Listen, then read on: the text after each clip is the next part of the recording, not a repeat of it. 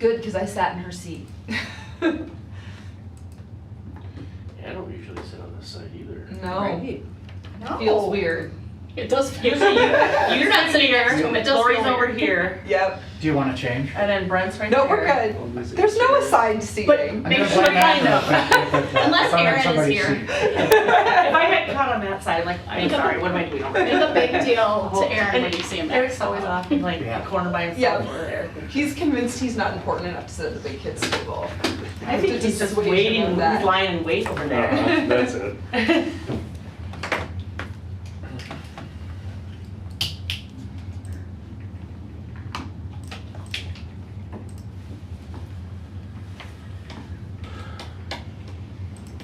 Are there new trees that are going in about around the post office, or is that post office property? I mean, we took them down, but In the boulevard, it's post office property, so they'd have to put them put them back. back. Okay. So not likely. Just looks so, Fair, yeah. especially compared to the rest of They downtown. at least And cut we the need weeds to- down Almost, the other right? day. Oh, They were like Yeah. 8 tall. Yeah, River Rock, unfortunately, you still have to weed it. The, Just spray it. yeah. Andrew says. Or spray it, spray it. The power went out in the It just doesn't downtown look and like the clock rest of stopped, downtown, so you now know? they Yeah. just Because have it's to so, we've The got nice building little does, treescapes, but the rest of the Do building something does, but the rest of the property doesn't. Mechanical with Did it. they put the rock in last year? It doesn't look bad by the building from those big ugly shrubs that were over there catching garbage. But now they've got whatever's on this side. On this side would be nice. Trees again. All right, it is 5:30. I will call the work session to order for June 15, 2026. Up first, the Certified Levee Project Design Review, Mr. Hubmer and Mr. Nelsen. Welcome. Well, it's great to be here. It's always great to see you because I know we're going to talk about the levee when I see you in Carver. Yeah, we're getting closer too. Good. Let's see if it was working a minute ago. There we go. All right, so I think our last meeting you tasked us with going back and see if we can make some changes to it. So we have gone through and done a number of modifications to try to reduce the cost a little bit. Also some things that I think add more functionality to it as well. So budget and funding update, current levy renderings, and then the next steps. So we were able to trim out of the Spring Creek segment about $310,000.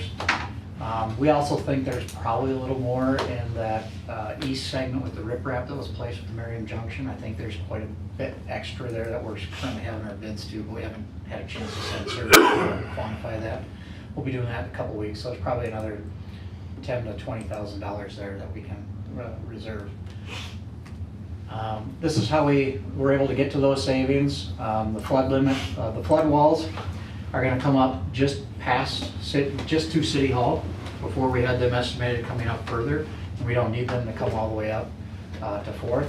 So we're pulling those up a little bit short on that. So just past the south end of the building? Yep, just past the south end of the building. And then we reduced the flat work in the back. Specifically, I think the biggest change you'll see is behind City Hall. That flat work there has been eliminated from the plans. We also eliminated the pedestrian level lighting. We had quite an extensive lighting plan back there. And we're going to be able to use the mast lighting from the streets and the bridge crossings to kind of light that interior segment from there. Landscaping and planting reductions is about $20,000. With some of the changes we did on the flat work and some of the grade changes that Jonathan will go through here, allowed us to eliminate a significant amount of the ornamental railing pieces to it. And then there was a sheet pile wall at Main Street to the river that was interior, and we were able to find a way to eliminate that and give it more of a natural look as opposed to using that sheet pile. So that was about $40,000, and then we had some temporary sheeting in there in a few locations for about $60,000 in savings that we were able to do. So that's a total of $310,000. So where we're at today, we have a total estimate of about $15,440,000. So additional funds not identified that remain are about $2.7 million. So those can be either DNR funds, other allocations from state or federal sources, city stormwater funds. So there is still that additional funding. And included in there is the contingency as well. So Jonathan, do you want to talk through these? Yeah, I can do that. Yeah, so Todd kind of went through the buckets of kind of where we trimmed some of the funds out.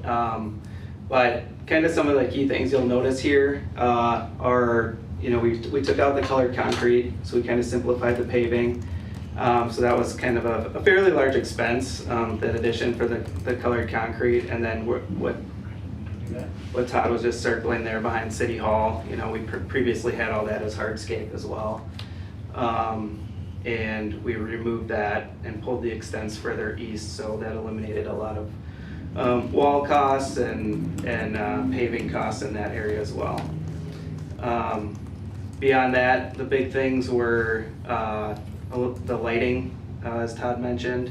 So we're planning on having just the street lights along 3rd Street, and then potential for like a light to be placed on the City Hall building in that back corner, if additional lighting is needed in that area, just for security. So really streamlining the electrical and lighting component allowed us to shave off a good amount as well.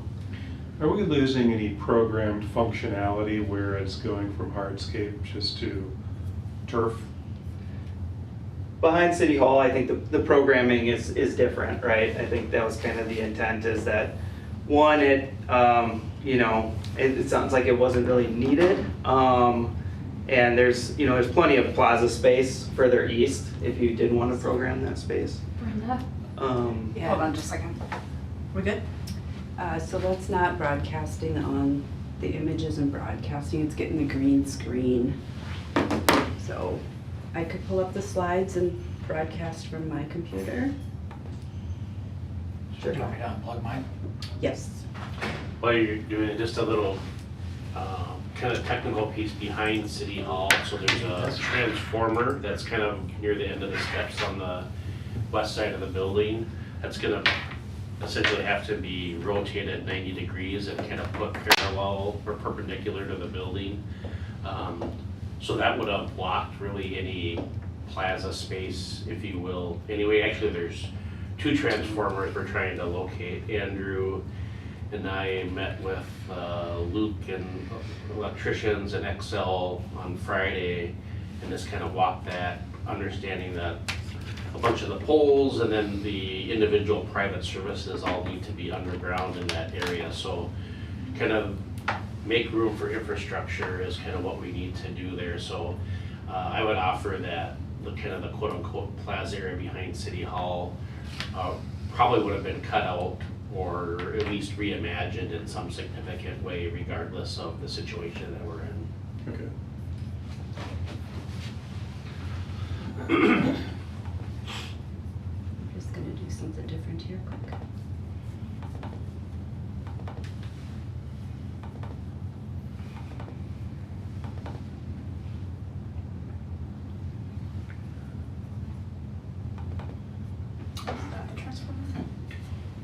Yes, that'll be moved like right here. Okay. They put it right in the way. And by they, that was us. Previous project. So this is it, you guys were curious, so that's. Oh, the City big Hall, yellow box. That's it. Which slide were you on? I'm back there a few times. Like that one, right? The plan. Yeah. Yep, that one. Okay. Yeah. Yeah, so I think that pretty much covers this block. Beyond that, kind of the design and functionality kind of remains intact. So primarily that aesthetic and lighting modifications there. So looking at the renderings, this is kind of an updated version of the view kind of from that back corner of City Hall there, looking towards 3rd Street. Can you, Jonathan, just as we're on that piece, keep on that page, Brenda. We talked a lot about including like Andrew, that planting area, so that shows like a full bloom, but the base is more wood chips, right? Yeah, it'd be like a planting bed with wood chips and perennials and shrubs. And that saves significantly from what we had previously. Yeah, I think there's some savings there. We talked, about you know, is it lawn or is it planting bed? And just the concerns about having unirrigated lawn, and what the maintenance looked like for that. So planting bed, but using kind of those low maintenance, drought tolerant species in there. And we wouldn't salt back there, so we don't have to worry about anything that's salt hardy. Right. Right. And that's one of the areas we also eliminated some of the decorative fencing there. We were able to play with the grades a little bit, and that center piece at the end there had railing on it previously. I think we had that ducking down. So some of the changes that we made in the elevations on the wall height and on the grades here, I think, made it eliminate that decorative railing. Is that like a bench right in, I mean, is that meant to be a bench? or- It's a seat wall, so to the right of that wall, it stays up higher. So if you go to the next view, actually, you can kind of see it better. So that's kind Oh, of, okay. that's that wall there. Okay. So the ramp comes down in the middle and then it stays elevated on the top side there. And then when it floods, those railings along Spring Creek come out and the stop walls go in? They They stay stay in in. there. The Okay. stop logs get added though on the Oh, interior side, so Okay, the okay. pedestrian side. So. Okay. And then, so this is the block from Main to Third. And kind of similar modifications were made in this block. We also kind of reduced that upper plaza space, the size of that a little bit. So it's quite a bit larger previously. And that allowed us to kind of widen out that interior planting bed there between the two walkways. And then we can kind of grade that up and reduce kind of the overall amount of railing again in this segment that we need. Because some of those upper portions then don't need railing on that side. So if we were looking to save more money in this area, where the number 6 is, I know there's stairs, I'm kind of by the number 12 there.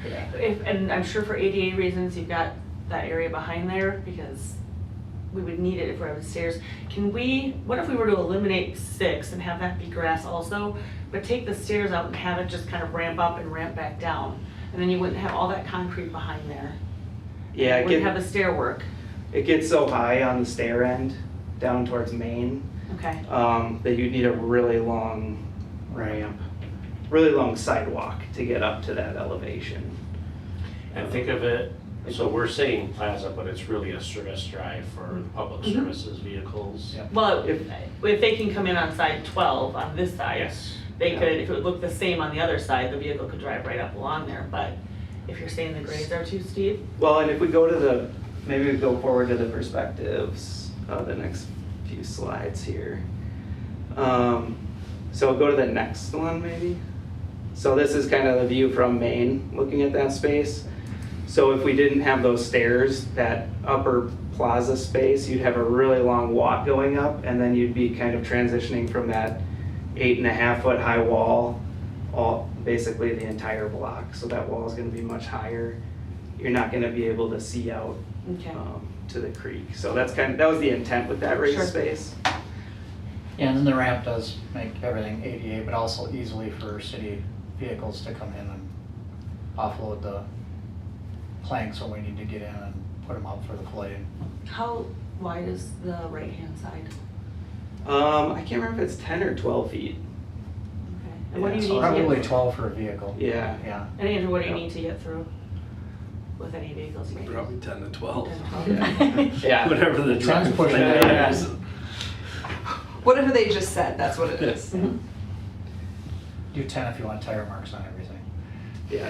A little bit wider. do not. I've seen some of the spots that the trails get tight and stuff where it all gets rutted up and it's just. And then we Yeah. also added the kiosk site here. This is one of the provisions of SHPO that they required us to put a kiosk in here. We're working on them, like with the verbiage and what it might look like. And It's great. Love it. Good spot for it. Can you go back a slide? All of the I'm sorry, maybe one more slide. All of the what look like tree watermarks, are those existing trees that are in there? Those are not Okay, Yeah. tell me what those are. Those are new new trees. trees? Yeah. Okay. Is there any issue, I know on the other parts of the levee, we're gonna have to do, what is it, 20? 15 feet 15 from feet the clear. end of because we have the wall here, all these Yeah. trees are outside that 15-foot Okay. requirement. Okay. I wonder aloud if that would cause, if we're gonna be planting new trees along there, if that would cause resident confusion of why are trees okay here, but I can't put one in my yard right on the toe of the levee. Yeah, because this is 15 feet off of what would be. Understood. I just- It'd be easy to explain to them. Okay, Yeah. I just don't want it to cause any heartburn further down the road. Yeah, that's a good point. I think they are important to have though, just for I future do shade. too. And to Yeah. kind of break up the walls and things like that as well. We're literally just lamenting the loss of the trees at the post Yeah. office. Well, yeah. Yeah. So yeah, maybe we can flip through those other perspectives again. Yeah, the other piece that we modified here was that first segment to the left of the water tower logo there. That was previously kind of an accent wall that said Spring Creek in kind of a decorative fashion. So it's kind of just an added artistic element there. So we swapped that out for more of the standard segment, kind of opens it up a little bit, the views to the creek, and also I actually like this better. yeah, reduces some cost too. It doesn't look so prison yard to me. It looks like cleaner. Yeah.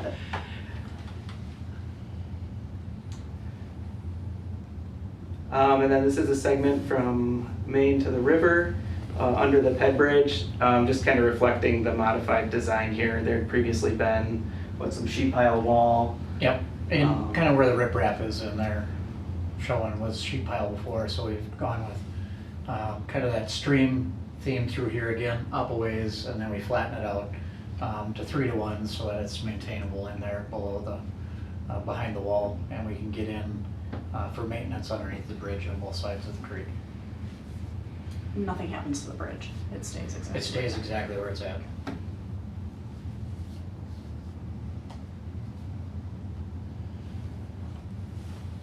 So from a schedule perspective, final design, we've been working on that. Now we're getting close to writing specifications and getting close. August, we're hoping that, well, we'll have all the easements acquired through the condemnation process. We'll have the rights to those. There are some things in that easement acquisition, I think we're gonna be good. We've got signatures on all parcels, so we should be able to get through that process without any actual condemnation proceedings. But there is a little risk if we have to go to condemnation proceedings on how long that actually takes and being able to close that out. And we'll come back and talk to risk if we get there, but I don't perceive us having to go there. August 17th, we're looking for council's approval of plan and authorizing the bidding of the project. That's pretty exciting, actually. It's been a long time coming. September 21st, council considers award for bid and construction beginning in October. So that would be a fantastic schedule for us to keep. I would say there are still risks to the schedule, and those risks include receiving all of the reviews and the permitting from the agencies, so there could be some things that come along. I will say the good thing is we've already got responses on our Clomar application from FEMA, so we're able to make any revisions to the plans right now, so we're in the process of doing that. There hasn't been anything substantive. I would say that's going to make a big cost change to what we're proposing at this point. So we'll continue to work through that process. And then we're looking at, after it's completed in 2029, going for the letter of map revision to remove all the insurance requirements behind the levee. And that could take time depending on how sticky FEMA gets with it, but hopefully they've seen the plans and they shouldn't tell us anything that's sticky now, so. But it is a process, and it's a federal process, it does take a long time. With beginning construction in October, what does that look like with kind of a late fall, winter season construction start? Well, we have met with we met with Ames, and we also met with SM Henches, and just talked about what we're thinking about for some of the construction techniques and timing and various risks to the construction schedule. Very good meetings. They had some good ideas, and they liked the way that we had approached it. Actually, that's perfect for being able to do Spring Creek. It lowers the risk for the contractors to do it over the winter months, because they don't want to have a rainfall on Spring Creek while they're out there trying to build that creek, and some of the levee is gone in the time that they're doing it, and being able to deal with smaller flows and get those around their construction site. So there is some complications there, so they're actually pretty excited about being able to get in there first part of the project and try to get that done over the winter months. Great. And then we know that the 3rd Street Bridge demonstrated to us that the soils are pretty crummy along that area. Yep. And They're we horrible. learned a lot through Yep. that process, and all of those construction techniques are gonna be incorporated into this project. Absolutely, that's one of the things that we changed. We're doing a tub wall design, so you'll see them build out there a U shape. And we're gonna build the stream inside that U, so it doesn't require us to drive any piling for construction. The other thing it also does is it absolutely stops infiltration of water from the Spring Creek area through the levee and into the buildings like we've seen in the past in that last flood event. So with just a soil levee there, we would still have those risks, so it keeps that water inside that tub wall. So it should actually reduce our risk of infiltration and having to pump from the backside of the levee. Any other questions? I have a general cost question. So we're 3 million over. We've saved 10% of that 3 million over through the work you've done, and I think it looks good. When this is such a large-scale, lengthy project, what rate of inflation do you build into that? I mean, sufficient to get us to 2035 where we don't have another $3 million cost overrun? Is that part of your process of building in the cost to take us through 2029? Well, the costs that we'll get will be the actual cost for bidding. And so those should hold during the length of the contract. There's nothing that'll be variable The there. only thing that is variable and MnDOT allows is if there is some escalation in fuel costs. So let's say that diesel goes from $5 to $12. Okay. Then there is some allowable for a change in conditions that are undue to the contractor for consideration. All right. And we've had to deal with that in past years. But the rest of it, they should be able to hold to their bid requirements. Okay. Yeah, the only other risk is if there's an increase in quantities or a decrease in quantities. That is significant, but I don't foresee that on this particular Just out of project. curiosity, since we're at $5 for diesel, is that what this is built around? Well, it'll be whatever it is when we get to Okay. bidding. Yep. All right. Yep. Todd, can you speak to how you'd schedule alternates for this project in light of our current budget? Yep, so what we propose to do is to bid the project as Spring Creek and the area to the east, all the way up to Casey's as the base bid. So that would be the bid that we want to absolutely get built. And then the alternate one would be the work to the west, and then we'll see where the project budget comes in, and then we can see where we're at on what's the remaining of the contingency, what other sources do we have available to fill that gap. And we'll actually have real numbers at that point. I like it. I like it. So one of the things from a staff perspective that we need is if there's consensus from the council on this design, then we would push this out in engagement, newsletter, website, etc., resident mailers, as this is the kind of the final design. Probably program one more collective. I'm not sure what it would be, if it's a virtual open house or a physical open house, but just wanted to make sure there's consensus around the design and the cost related to the project. Do we want any displays at City Hall for folks to look at? Yep, we can do that too. I'm good with everything I see here. Eric? Yeah, I think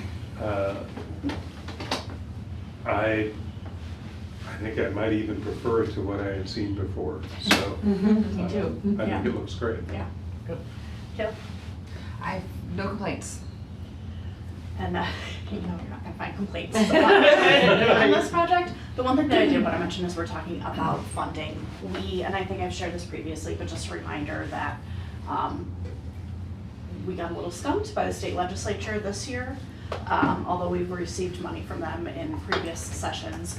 We are continuing along the process of the congressionally designated spending. And Klobuchar, we have something like a $3 million ask in for them. We have some early indications that it might not be that much, but we're continuing down that route, and I have my fingers crossed every single day that we'll get news on that one, so. And I'll continue to reach out to Matt at the DNR. They did get $9 million of funding Oh, yeah. since the last time I talked to him, so Okay. I want to see if there's anything that he could send this way for a project that's actually going to construction. They like to spend that money as fast as they can. Great, well, We'll take it. yeah. exactly. We can take it tomorrow, Yeah, if that's if we- helpful. If we can get it under contract in a few months, Yeah. they might slide some of this. Okay. So, Okay, yeah. Courtney, I want to say this for myself with the whole group here too. You deserve a huge thank you. You have worked so hard on this. No, you're the one who has really been lobbying for this. We all want it, right? But you've been doing so much legwork with the state and everything. So thank you so much for all of your hard work. Yeah. I mean, I can't believe it's actually happening. Like after all these years, it's really gonna happen. Same. That's why I'm like, let's get it done. Yes. October can't come Yes. soon enough. I want to see shovels in the ground, and I think and I want to celebrate this in a really Yeah. big way when we do groundbreaking and make it a big deal and invite all the folks who kind of helped us out along the way. Yeah. But you deserve a big thank you also. So thanks Thanks for for your hard work. Yeah. Thanks. All right. I don't think we have anything else on this one. Moving on to the 1140 project and design conversation. Mr. Mareck and Mr. Nelsen. Yeah, thank you, Mayor and Council. So at your previous meeting, we talked a little bit about the County Road 1140 project. The city has $1.5 million programmed in our long-term financial plan for a cost share out of the general fund. There's various pots of money that will fund that overall project. We plan on bringing a joint powers agreement for your consideration at the July 6th meeting. But we did talk about streetscape and landscaping, and the council requested kind of a visual exercise, if you will, to talk about different levels of landscaping. The majority of landscaping is not covered under the county cost share policy, so that'd be 100% city. But there are some intricacies in that with how they fund medians, and you essentially get credits towards something else if you do something else. And so with Jonathan and Aaron Schmidt's help, they kind of reconciled that, and so we have, even though like the total cost of all the improvements isn't indicated, it's the city's representative share that's indicated in some slides. And when we get to that, I can talk about some tax impact numbers that we got today related to that. So with that, I'll turn it over to Jonathan to kind of walk through the designs. Sure. Yeah, why don't we skip ahead here. Yeah, Brent kind of set the stage here. It's kind of, the goal here today is just to kind of introduce a few different treatment levels. I think we did a similar exercise for the previous JCP project where we kind of looked at, base level, mid-level, high level. So we'll kind of go through a similar exercise here today and just gauge kind of interest on those different levels and see some of the cost implications associated with those. So this is kind of the project area overview here, north to the right there. So key highlights here, again, kind of our opportunity areas that we saw. We've kind of enlarged 3 different areas, those red boxes that are hard to see there, but we can skip ahead here and we'll just kind of walk through these. So this is kind of starting on the south end. And really the opportunity areas here are going to be, your roundabouts, kind of those bigger areas where there's opportunities for enhanced landscaping or monumentation or things like that. Obviously the one to the south really becomes a gateway into Carver and the community. So thinking about what that might look like, we have the trail and some of the enhancements that we've done previously along the trail north on JCP. So things like street trees and lighting and things like that. A lot of the medians through this whole project area are probably a little too narrow for a lot of the landscaping or trees and things like that. So those may have like a reduced level of treatment, maybe it's just hardscape, things like that, but you'll see we kind of have identified where some of those wider medians are as well, that may lend opportunities for landscaping treatments and things similar to further north on JCP. But maybe we'll just scroll through these. You can see kind of closer to the roundabouts, there's some wider median segments there, as well as the splitter islands and the roundabout landscape bed itself. Can you take a left-hand turn out of the Carver Bluffs Parkway in that last one? Yeah, can you go back a slide? So the farthest on the left here. Can you take a left-hand turn out of there? Yes. You can, yep, Okay. yep. For now. Because they were talking about making that. Well, I know we were. right-hand only. But are we, is this the plan? Is the county, This, they just, we haven't developed the plan, so this is just conceptual landscape based on the base level drawings they have today. Yeah, and that's something we'd have to look at, is just sight lines through the corridor too, and where we may have limitations as far as planting heights and things like that. And then this northern segment, pretty narrow medians, but again, looking at, the outside the roadway as well, introducing trees or decorative lighting, bollard lighting, things like that. So with that, we kind of put together some imagery here. Again, kind of similar to what we did on the previous round of JCP. So some of these images might look familiar, but kind of starting at the left side, that base level, kind of what Brent mentioned as far as cost share with the county. Essentially what they would cover is kind of concrete in the medians and kind of the turf and restoration work in the roundabout and outside the roundabout, outside the roadway. So kind of if you look at that base level, it's kind of like if we just did what the county, would cover, that's kind of your base level roundabout treatment there. And then kind of a step up from that for the roundabouts would be, doing some plantings in the roundabout itself, but maintaining kind of that standard concrete aesthetic, just doing plantings. And then the high level, you step up again, you start introducing the enhanced concrete in the splitter islands and in the truck apron, things like that.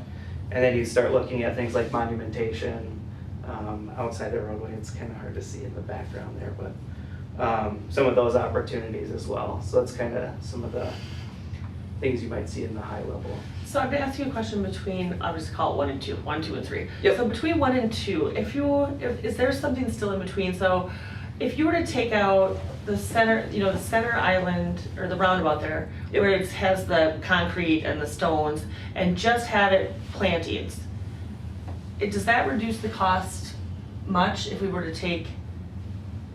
Like that stream through the. Yeah. Yeah, the drive- stream through yeah. the middle, Yeah. just plant it instead. Mm-hmm. I mean, it would reduce it, but in the grand scheme of the project, Like- probably not a ton. Like 5,000, Yes, 10,000? Yeah, Okay. probably that magnitude of scale. Okay. But there's definitely like levels between these, right? Yeah, yeah. So when we get to some of these further slides, there's kind of some, I'd say, a la carte elements that Okay. we can look at that kind of come together to form these different options. Okay, And so 'cause you what- can definitely, Sure, because just when I'm looking at this, as you lead in, you've got the rocks started and then the plantings started. Maybe we don't need all of that, but maybe we just have plantings just straight in the center that we don't really have to touch once they get. Like we kind of have that now, but we don't need all the fancy, I call it the walkway, but the river, whatever it's supposed to, Yeah. to be in the center there. Yeah. It's the river. and I imagine, sorry. Oh, that's okay. But then it would reduce some in those entrance and ways into the roundabout, but it still would be just plain in the center there. Yeah. Because that's a little bit bare for me, but I don't see all the other things necessarily needed out there. Andrew, what's your gut feeling on maintenance? Do you want my, no. Concrete, no. I would think somewhere between 1 and 2, kind of like what you're getting at. And I would really like reduce the density of plantings so there's not so many. I don't even know how many plantings are in JCP, you know, it's a lot. It's a lot. Yeah. And that's where it takes a lot of time to take care of. So when people drive by and they see weeds on the noses of the roundabouts, like they spend a whole day just working in the center of the island, taking out all the dead grasses that are growing around all these plantings. So that's where I would be mindful of. So somewhere between Somewhere between have. mowing all the time and weeding all the time. Right, I mean, it's just a tremendous amount of work, especially for all the stuff that's in the center of the median that people don't see that work occur. Yeah. But it's still necessary, so, yeah, I would dial Yeah. down. And for me, because we don't think of that as an entrance into town at this point because it's not one. But if we think about when we're coming down 11 right now, that's a road we never envisioned how many years ago, right? So coming into Carver, that other direction is something we don't necessarily see yet because it's not there. But people are still going to be entering the same, you know, we want them to still feel like they're coming into something. Mm-hmm. So that's why I feel like number one is a little bit too bleak. But for me, even going all the way to number 2 right now is a little much, but there needs to be, I think, something more that makes it a little bit more inviting since that is kind of going to be our new entrance into Carver from the other direction. And we're talking about both roundabouts, correct? Yeah. Yep. Okay. So they could have different levels of treatments too. Well, no, I think I'm with you as well, and like my head is where your question led of like, let's not have it look like 3 in year 1 and then not be able to maintain that. So, as you know, when I see a weed in the roundabout, it drives me insane. But like that's our gateway to our community. I think that there is some consistency of like, oh, Carver's got the nice roundabouts. I don't care for number 1, the base level. I think, that's not how I want to welcome individuals into our community. That's not the level of consistency that I want people to notice as they're in our community. And I think there's also something, I remember when Dan Lannis presented this to us, there's something about you don't want there to be a line of sight straight ahead. You want to be forced to kind of look the way that you should be looking, and if you can't see through the roundabout, that's kind of a good thing if there's that level of plantings. So I would say, you know, when I first took a look at this, my eye didn't see the difference between medium and high. And I was like, what is the difference? And then I had to read the bullets, and then I saw the stamped concrete and the colors, and it took me a second. But I would say I would be in favor of medium level or a medium level minus, you know, kind of that 1.5, if you will, 1.75 maybe. But I do want this to be something that looks pretty as long as we can maintain it. Now see, I'm looking at the stamped concrete, and everybody who lives on that side of town gets to see this twice a day. We don't get to rework the concrete part of it. We get to make adjustments to whatever we plant there and whatever that looks like. So I'm kind of between 2 and 3. It is an important feature to everyone that's going to live there and see that twice a day. So let's keep that in mind. We can adjust plantings as Andrew sees fit for city maintenance, but I'd like to know what the difference is in cost for a little bit of upgraded concrete work, assuming we're not going to do all the monuments like we did previously. Do we have stamped at 6th Street? We do, I don't remember, okay. There's a few more slides you want to run through. Yeah, let's run through those. So kind of carrying the same idea through the rest of the corridor then, in the medians and outside the roadway. Again, kind of looking at that base level on the left, it's kind of the standard Lynn concrete turf. Then the medium level, kind of what you know, what's out there currently with the kind of native seating and the medians, the ornamental trees, and then the overstory trees outside the roadway there. And then the high level, again, looking at, you know, potential to introduce monumentation into the corridor. The trees again on the outside of the roadway. In this case, defining planting beds in the medians at key locations and planting those. Jonathan, where do like the lit bollards Yep. fall? So Is that the medium level? we don't have those in a level, but we have those identified as kind of an a la carte Okay. item. They could really fit into any of these levels, right? So for that, when I'm going back, I'm sorry, go back. So I would be, and I get where you're saying, Eric, that, I mean, there's still, I mean, that's why I brought up, there's still gonna be a lot of traffic coming in and out of that way, especially as that development happens. I would be more inclined to go for the medium, full-on medium for the medians in the center, medium for the medians. Say that 3 times. Yeah, so that, because I think that's important, because on the left there, that could be any highway in the middle of nowhere, and that is terrible looking, if I'm gonna be honest. So I would be really on board with the medium for this. I think for consistency too. Yeah, Like the visual identity of the city. right.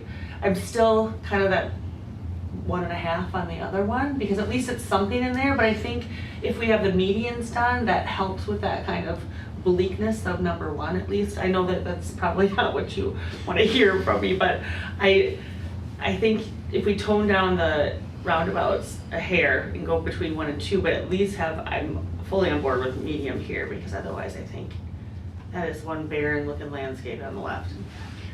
I'd still be interested to know what the stamped concrete on the roundabout costs. Not so many monuments, but I think the difference in tone between just asphalt, white concrete, and, you know, that catches your eye a little bit, it differentiates it. I don't know if that's a big spendy thing or not. I know we don't have to worry about it from a maintenance standpoint. You're not worrying about mowing and trimming around a monument. So, but you'll tell us. I think it says something that I was not part of the building process of the last roundabout, but Christy just had to ask if we stamped the concrete or not. So how much are we really noticing? Christy doesn't go that way. Yes, I do. I have to go there. Sorry. How do you know where I go? Christy lives downtown, she never gets out. Yeah, I never. I just live right here in these blocks. My one office is that way. I have to go up to the hall. Because I was Yeah. the same thing, I couldn't remember, and I drive that Yep. all the time, I couldn't remember if it was stamped concrete or not, and I wasn't part of the process, I was thinking that, I was bringing up Christie's comment because you were part of the process designing it, so I theoretically you would pay more attention to those details than someone who's just driving through. Is this does like a real granular detail? This is gonna be a pun too. We wanted rock in there, like kind of river rock, and the county didn't want that on the county road, so then we went to like a stamped kind of concrete that mimics kind of a rock outcropping. There's enough rock on that road. Where's the with pun? Trucks. Well, rock, granular. Oh, you can do better. Yeah, so the colored concrete on the I guess the rest of JCP is, you know, we did the median noses at each intersection. So the first, I can't remember if it's 30, 40 feet of each median is colored. And then at the roundabout, there's kind of an enhanced color treatment where the color itself kind of creates a river pattern. You can see it in the aerial photo. I was Yeah. just looking at it on Yeah. Google Earth. That's how I always look at roundabouts when I'm driving. Digging a little bit into the cost, so we, in a long-term plan, had 1.5. So, you know, obviously we're not there, you know, you could still budget for additional contingencies, but we think we have that covered in other areas. The tax so if we kind of go down to that, if we did a $750,000 project, it would have about $30 impact to property taxes on a average value home, which is around 462,000. What page are we on, Brent? I'm not. I'm It's just not- sharing, it's it's not. emailed it to me. Oh, that's where I saw it. I was like, why is it not here? Okay. And then, so that, then you can just go and, divide it by 2. If you go down from 750 to 325, that gets you from 30 to 15. The levy impact, on a $750,000, around $75,000, and then if you got to 325, 37,500. In kind of conceptual dollars, and so that said, we also don't levy by project, we levy by total budget, and so this isn't going to be levied for in a vacuum. You're going to have all the other projects and budget items that that we just talked about at your last work session. So just wanted to give you kind of a broad view of the tax impact and levy impact for each one of these choices. I could not support 400,000 for stamped concrete, so if that is the difference, I couldn't do that. That's not. That's what I'm getting at. Yes, it is. What are you, yeah, that's what I read. So that's why I'm asking, if Yeah. mid-level plus just some color, that you see, some separation there is Yeah. 50 grand, well, that's a beautification project for 50 grand that we only get once to do there. That's worth considering, but no, I'm not in it for 400 if you think that. I have another question on top of that. So let's Yeah. just say, so if we're looking at B1 or Yeah. whatever, so when you're coming into the roundabout there, we've got stamped concrete ends, then you have rock and plantings as you enter the roundabout. Mhm. Is it cost savings or cost more if we were to take those plantings out as you enter and have that be stamped concrete? Do you know? Is it kind of like? It's probably pretty similar, but maintenance wise, it's gonna be lower cost. Okay. Long term. Long term, yeah. I'm only asking because to me, the lead-in part isn't quite as important as the actual roundabout part Mhm. for having plantings. So if that's where we can get some stamped concrete to get some visual, differences there, maybe that's where it lands. My only thought on the median part, I do like the idea of consistency, but the areas that I think you've indicated, if you could go to slide 5 where it says project layout and location overview, it looks like the areas, shoot, there was a better one maybe that we were just on. Next page. Yeah, the next one. Forward. Yep, there. It looks like the thicker, more plantable medians are on that curve Mhm. that's right by Creekside Park and then Carver Bluffs Parkway. Yep. Visual. Maybe not so much Carver Bluffs Parkway. I'm having a hard time discerning if that median on the left side there is plantable, but the one that's right by Creekside Park makes Yep. me a little bit nervous. And I just want to make sure that whatever we do isn't going to cause a traffic hazard Yeah. in a year or 10 or whenever that is. And then it's plantable because some of that's going to have to just be concrete because you can't fit landscaping into those little turn lanes and things, right? By the Correct. bluffs. Yeah, this is very high level and just Mhm. kind of identifying that, there's some areas that are gonna be plantable, there's some that aren't. Those are the wider medians on the corridor, but yeah, we'll have to look at sight lines. I mean, ultimately, if the council feels comfortable kind of floating out a budget and any major amenities that you'd like to see, then we can come back with a more definite plan as the plan develops. But we don't know if we should start from that base level or, total maxed out Yeah, full streetscape. if you go back to that slide with the costs on it, you can just kind of, let's see, back one. There we go. So the base level, that's kind of covering the seating and, the seating restoration and the concrete. The mid-level, that's covering kind of that seating restoration outside the roadway, the plain concrete, colored concrete, plantings at the roundabouts, and kind of the seating in the medians. The trees outside the roadway and the trees in the medians. So basically, these costs are hardscape and landscape. The only difference there is when we get to the high level, we did add in about $100,000 for a monument feature. So that kind of differentiates that high level, incorporating a roundabout or a monument potentially at one of the roundabouts. And then kind of where some of the cost comes from too is any like formal planting beds, the county requires irrigation. So if we start introducing planting beds into the medians, that irrigation cost goes up because we have to get irrigation, you know, through the medians and things, so. Jonathan, what does a $100,000 monument look like? So the monuments at Sixth, Uh-huh. there's those 2 columns on those 2 corners. Yep. So those were about, I think, 40 to 50,000 per column. So 100,000 would be basically one of those monuments on the Okay. sides. Okay, thank you, that's helpful. Yep. I think, I don't know that I have a strong feeling one way or the other on the monuments.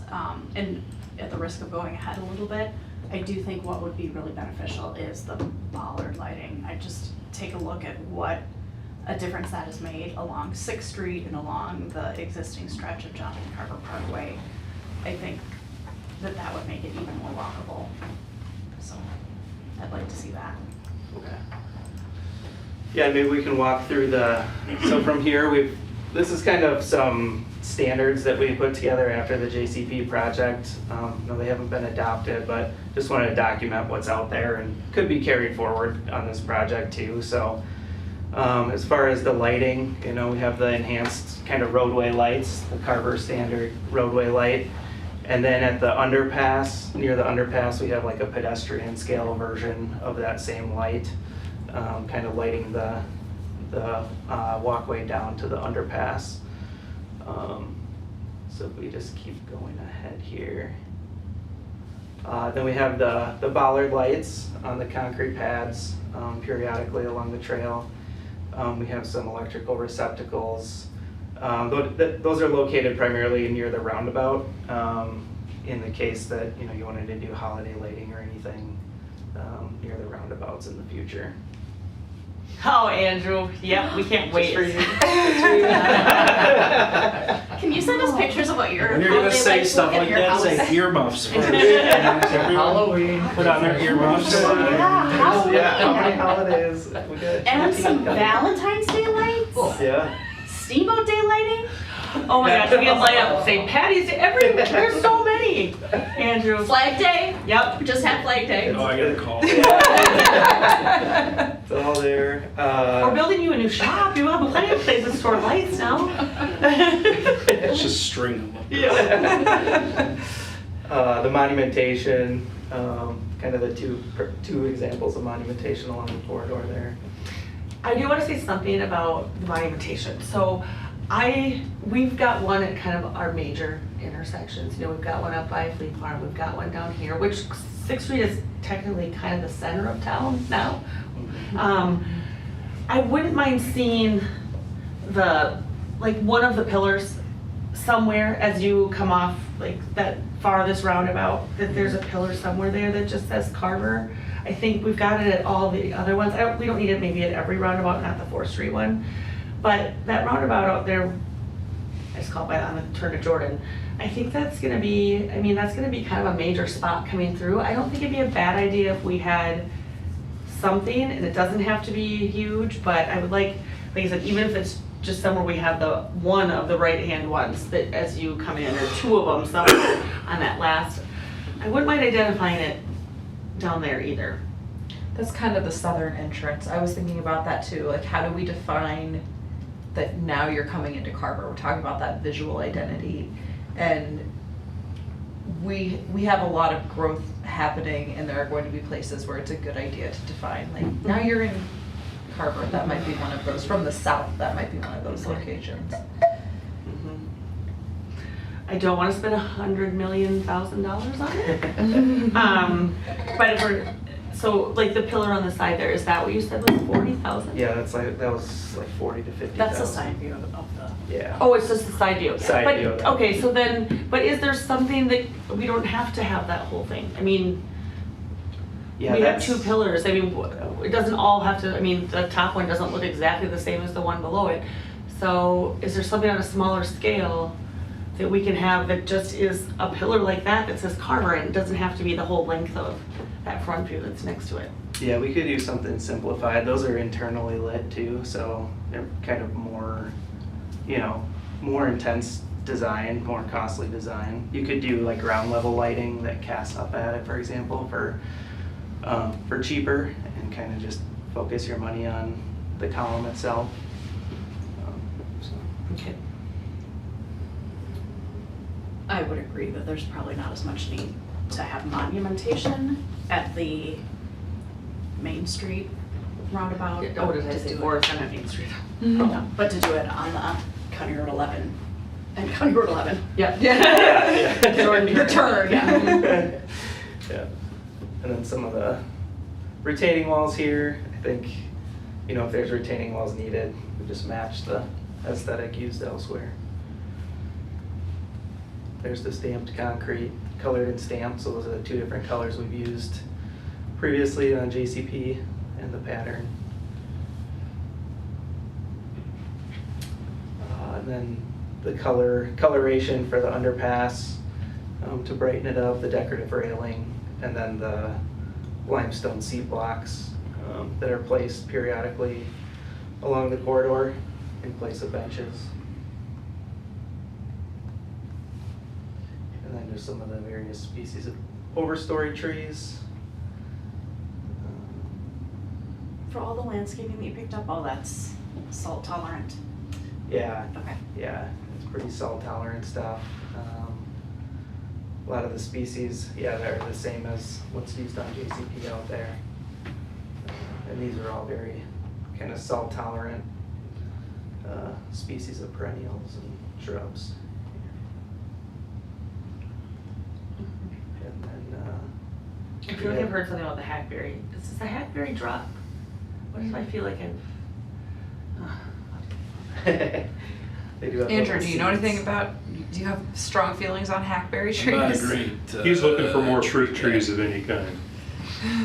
They're better Or to hang fruit lights trees. in. Well, Yeah. I know that the Kentucky coffee tree has the climates Pods. shift a bit. If they say that the Kentucky coffee tree is an excellent one to be having in Minnesota. Mhm. Yeah, these are all species we use very frequently on roadway projects, so.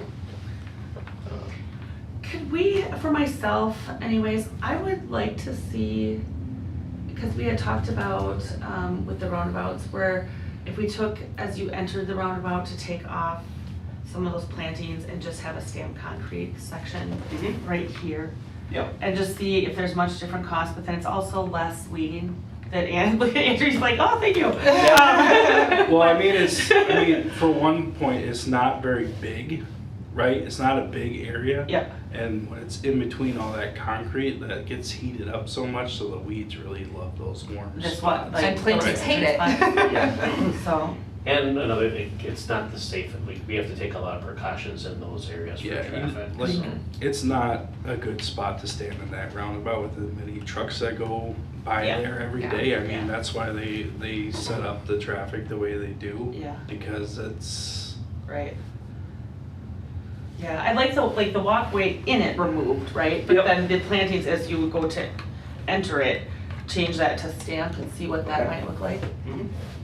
And can we take Andrew's feedback of like not as densely planted into Yeah. account as well? Yeah, so that gets tough. The less dense you plant it, the more room for basically there is for the weeds. Got it. So it's kind of a balancing act. Sure. Like that's what we often Figure do. Is hard. like you want to plant it dense, but then you see the cost, and it's Yeah. like you Okay. scale it back. But Mhm. it is there's weeding. I mean, involved. would it be fair to say the concrete actually helps improve, like, getting rid of the dense planting because you have less space to plant? If you put more concrete in the roundabout? Yeah, I mean, you're talking about the river pattern through the Yeah, middle? it actually ends up being more of a maintenance strip than anything. What do you think about that, Andrew? Do you think? well, I mean, logically, yeah, there's less spot for the weeds to grow, right? I think Jonathan needs to come up with something and that we beat him up on it. Really. I mean, Yeah. that's how I think it's gonna work best, is we have some back and forth to Yeah. try to come up with creative solutions where it's gonna look nice, but also is easier to maintain than what we have. So Yeah. we have a great example of maybe what we don't wanna do, and then we can, I think we have, I mean, part of that is just the work of the city though, is that we're gonna have some areas that are gonna have to be beautified, right? And they're gonna take maintenance. So I don't wanna completely shy away from it, just because it Yeah. does take extra, which I mean, yeah. I realize it does, but we do have to have some of those beauty. I think if areas. the council has a budget in mind, Andrew and Jonathan and I can work on a draft and bring that back to you at a future meeting. I think we need an idea of the scope that you'd like to invest in this area. What was the median dollar amount? 3. 300. What was the tax for that? 30. 30, no, 300 was around $15. That was 325. But that doesn't include like the lit bollards Right. either. So if you, Or the monument, or any monumentation. Or any monumentation, yeah. Maybe So- we're not, I'm sorry. No, I was just gonna say, the one thing that I'm thinking is these don't have to be two mirror image roundabouts in my mind's eye. I think Correct. the one on the south, I would like to have it be a little more than, and then the one at Main Street can be a little less than, so maybe we find the even match there. I don't know for the one on the south, I'm happy to see the numbers, but I don't know that I love the idea of taking out the plantings that are leading up to it. If there's a happy median where it more mimics the river rock that's on Levi Griffin Road or along Monroe, that we do something like that with the tall grasses. I think that's kind of what they have here, like, that's kind of what that's intended to be. Yeah, they didn't allow The the county won't allow loose loose rock rock. on the roadway. So what is Oh, that then? okay. Is that, Which is? It changed to just planting beds on the noses, and then we used the stamped concrete to kind of mimic the idea of river rock. Okay, I kind of want the southernmost one to look a little bit more closely to the 4th Street. Or I'm sorry, Sixth 6th Street. And then, is that making sense? Yeah, that makes sense. We can do I a agree. scale We back should try to version, get Maybe a but little less yeah. yeah, fancy. yep, that makes sense. so I'm hearing major themes and not necessarily ready to commit to a cost right now. Is that, so I'm hearing bollards, some light monumentation and 6th Street light, And can we keep that at 300? not with those things. Yeah, not with those Okay. components. So when we're talking about the bollard lights, which is gonna be, what expense is that? How much is that one to put those in? We don't have a number, but I would guess each bollard is probably several $1,000s, and then you have to run the wiring and Yeah. conduit, so. I mean, you don't have to, like, I would say, let us come back to you Yeah. with that. I mean, we're not in a hurry to like get this design and the cost. If you allow, direct us to come back with that, and then you can scale back and we can have more definite costs. I called Jonathan probably 10 days ago and said, I need this by. So. Yeah. I have another lighting question before you move on. So we'll see at our next meeting, John? Yeah. The street lights, so those are gonna be placed all along there anyways, right? Just at the roundabout, Oh, they're just at the roundabout. right? The Okay, county, and we okay. have to pay the upcharge to get our standard in Okay. the counties. Okay, so then other than that, there's no lighting along the road besides the roundabouts? Is that correct? Other than the bollards, if you chose to Right, include those. so if there was no bollards, it would just be at the roundabouts? If there's probably some minimal intersection lighting at different areas, yeah. But there's no street lights like that on the north side of the corridor either, so.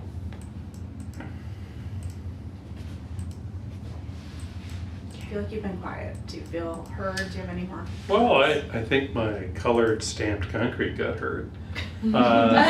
So, Hurt. I thought he said hurt, I was like, oh, sorry. no, I agree with focus on the southern entrance to town. I just think we're gonna end up spending a little bit more. We're gonna do this once. You know, I don't know, does 400 get us some of the things we're asking for? Yeah, I think kind of like Brent said, we can put some numbers to it. I think we Take the feedback we get. I think we should be a little more willing to, you know, to go to 2+ instead of 1+, because it's a permanent fixture, and again, it's gonna be the thing that everyone sees twice a day. Let's do it right, and let's be willing to put a little more effort into it. More on the southern side, that makes sense, and we structure it that way. But I think if you're looking for direction, I think a little bit more than the option 2, so 2+. And I'm not trying to expedite the conversation, I just know we probably won't be able to land the plane to like design build it right now. But if you, Yeah. going back from our last meeting to today, we just didn't have an idea of how much you wanted to invest, if at all, in this. I think we've got a pretty good flavor right now, knowing that if maybe we push it, like as far as the budget, and then give you a menu of like, okay, if you took this out, it would reduce the cost by this. You can kind of play around with the pieces and build what you'd like to see there. And Can little we things see- like the ground lighting, you know, instead of internal lighting, that makes sense. Yeah. Yeah. So, And you had it in the presentation, I remember Dan Rana saying this of like, we will never say, you know what, let's put an extra $150,000 into landscaping the corridor. Let's put another monument in. Let's try to retrofit bollard lights for twice the cost of what it would have cost if we would have done it originally. So this is the time. So I think, I mean, so no, I mean, I haven't heard anyone say that like 700,000 is okay, right? Like that nobody's, so does it make sense to come back with something that's around the 300 mark and something around the 400 mark and we can compare them? I think we have the 300 mark, right? yeah, I think. Right, but we've talked about a couple of different things where if we take those plantings out and, but then it's all stamped, so I don't know what those little tweaks that we've talked about, if they make any big difference to it or not. I think if we're gonna get some kind of monument at the entrance to town, it's gonna push us up to 400, if we do anything. So I think we need to be willing to say, let's look at what 400 gets us, and that includes scaling back some of this other stuff that's in there. But I think we need to be willing to look at that. I think we should just let Jonathan come back, because I think Sure. he understands the assignment. Yeah, and I, just, if I get this wrong, jump in, but we're looking to understand like scope, so like some of like the, once we understand the scope, then we'll get in, Jonathan will get into like a full design that may, you know, take us through the, you know, the winter, and then we can come back and then you can kind of cut and paste or copy and paste and like cut 5,000 here and add 10,000 here.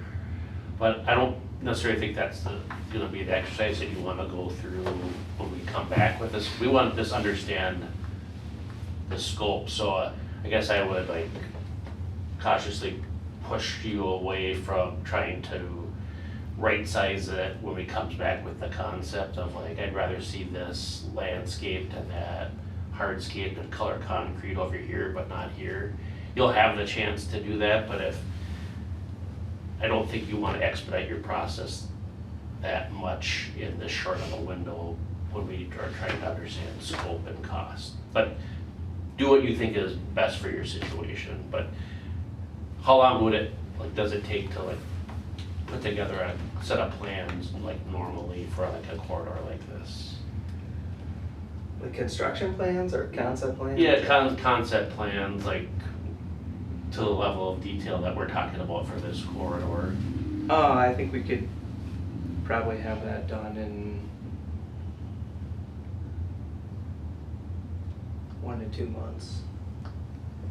Is that realistic? Yeah, and I'd like to, like, selfishly, I'd love to see like the council like develops like a a concept before spending 1 or 2 months having them develop something fully, but again, that's just my editorial piece. That doesn't mean that's where you need to align. Yeah.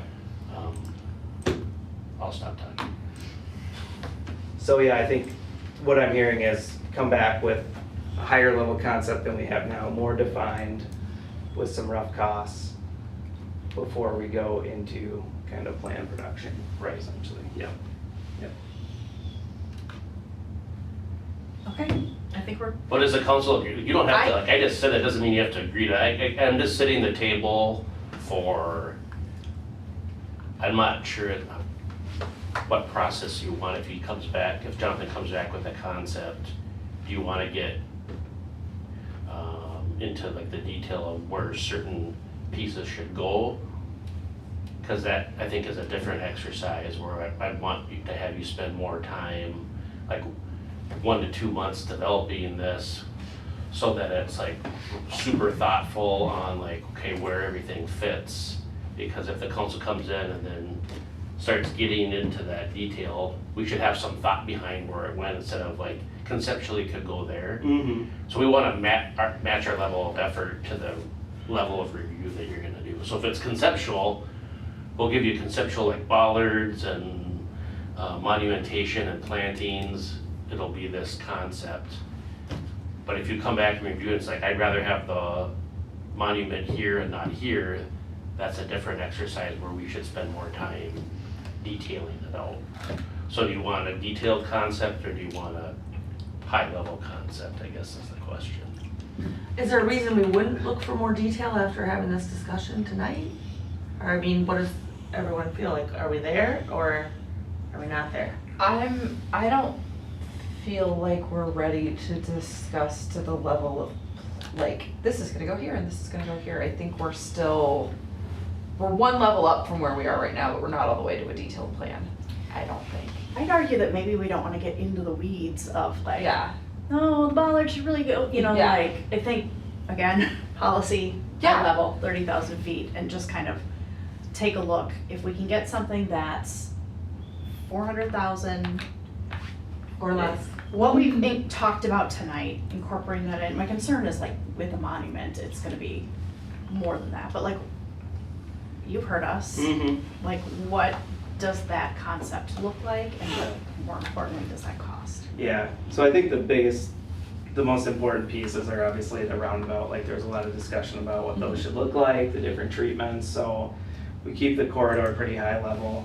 We identify kind of the amenities, rough costs for that, maybe not specific locations, but Yeah, then just we tell look us at how the many bollards roundabout.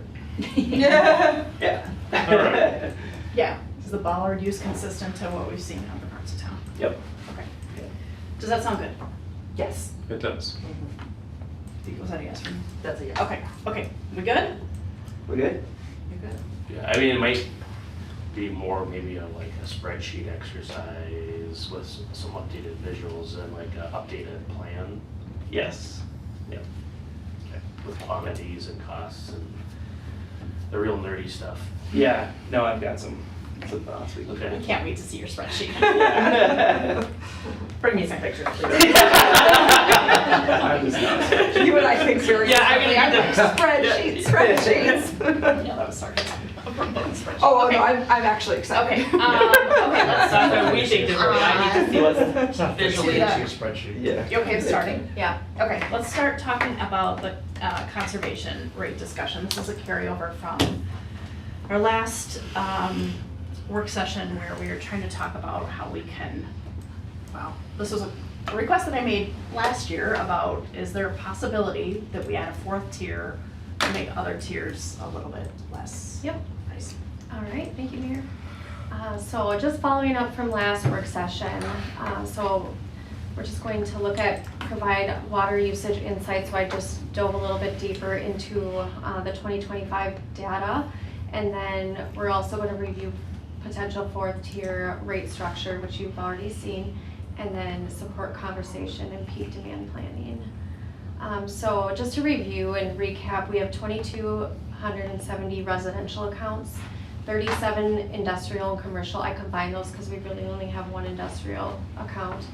25 irrigation accounts, and as you can imagine, those only really start up in April, May, and they're done usually around October. An industrial account means a business that has a business line and then an industrial meter? Or So a irrigation industrial is meter? just how we classify them. Really, we could combine industrial and But- commercial. I'm sorry, I meant Oh, irrigation. irrigation, So it's a yes. business that has a separate meter for Yeah, their so they're just classified, yeah. Oh. And we have a couple for our parks, like, Okay. yeah, Thank you. yep, a specific meter specified for just irrigating. We have 23 multi-home accounts, that would be like apartment buildings, and then institutions. Those would be like schools, churches, basically like that, tax exempt. So what I did is I looked at what accounts, how many accounts did we bill for usage over 15,000 gallons? And how many accounts or how many times did we bill for over 20,000 gallons? So when we're looking at the left-hand side, how many institution accounts, how many times did we bill those institution accounts in 12 months? So for over 20,000 gallons, we only billed that institutional account 3 times for over 20,000 gallons in 2025. For over 15,000 gallons, we billed them 4 times in 12 months, and so on and so forth. So if we look at the multi-homes, that's what that number 12 represents. So out of all of those, if I go back, 23 multi-home accounts, we billed 12 times for over 15,000 gallons. So that's what this is representing. But if we go over to the residential side, we billed 1,348 times over 15,000 gallons. So that means we billed that many accounts for that much. We billed 578 times for 20,000 gallons. I just have a couple notes on that. So we billed 4 residential accounts for over 100,000 gallons in 2025, and you're like, what the heck? In a month. So that, and then we billed 33 accounts for usage between 50,000 gallons and 99,000 gallons. And those were all new homes. Those were all new homes, there's all irrigation, I can assume. So what happens is, that, you know, they set their irrigation, they don't know how to change it, and now they've used 100,000 gallons in a month. Well, and sod takes a lot, right, if you have new sod. Not that much, but yes, it does. But it takes a lot. So, our largest multi-home averages about 250 gallons a month, and that's about a bill of $2,500. Say that one more time? Our largest multi-home Okay, up on Hartwell yep, averages about 250,000 gallons a month okay. for all the units combined, and that bill costs about $2,500 a month, Okay. just to put things into perspective. So our current rate structure, we have 3 tiers. All cities do all things completely different. So, you know, if you try to look at things, that's why we're just looking at the city of Carver tonight. So our current rate structure is on the left, the conceptual tier structure is on the right. Just looking at adding that 4th tier. And that's what all of this data is based on. Because I have no idea, so let's say our businesses, like our bars down here, and maybe like the daycare up here, and Mizzy's, and I don't know, maybe the vet office is probably the one. Like, do you know kind of an average of where those small businesses around town are coming in at? Yeah, so like if you look at the ones down here that don't have a lot of users, you're gonna look and they're gonna be under 5,000. Sure, like the insurance agency or something like that. Right. Let's say like the getaway and the daycare or whatever it is. Right. So then if you go up to a restaurant or something, probably gonna be more than that 5 to 10 to 15,000. Okay, Definitely not over that. okay, Yeah. So that's where you're gonna look at. okay. Kind of Thanks, those. yeah, Yep. I had no idea, so Yep. I appreciate that. Yeah. So then this came from Northland's study. So this just kind of says, okay, out of the different tiers, where are they being billed? Where's the water, where are our users? So if you look at irrigation, where are the irrigation users being billed? Okay, they're all being billed currently in our 3rd tier, well, that makes sense. You're not gonna go out and water just 3,000 gallons. They're watering in the over 10,000 gallons. Residential, most of the users are in that 0 to 5,000. And then the commercial, the multifamily, most of those users are in the over 10,000 currently.